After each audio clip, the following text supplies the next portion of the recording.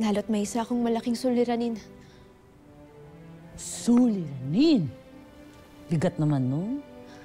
Alam mo, kahit gano'n talaga ako katagal dito, naluloka pa rin ako sa lalim ng mga salita sa Encantadia.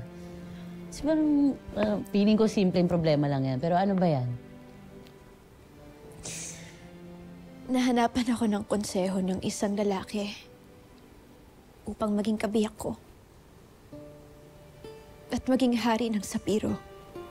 Ay, nasa edad ka na din naman. At saka may kasalang magaganap. Hindi ka ba na-excite doon? Oras na din para mag-asawa ka, Armea. Ngunit hindi ba yun pagmamaliit sa aking pagiging babae? Sa pagiging hara ko ng Sapiro? Lira, batid mo kung paano ako nabuo.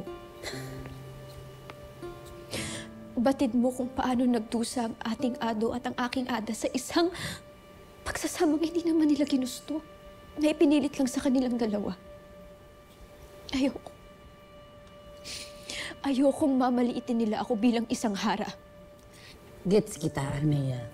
Gets na gets. Oo, hindi natin kailangan ng lalaki para maging malakas at matatag. Pero batid mo din naman yung batas ng Sapiro, hindi ba? Batid ko. Nakasalalay sa iyong magiging rama, ang iyong magiging tagapagmana. At layunin mo bilang hara na isipin yung kinabukasan ng Sapiro. Batid ko ang aking tungkulin, Lira. Ngunit hindi ako makikipag-isang dibdib sa isang engkantado na ipinili lamang nila.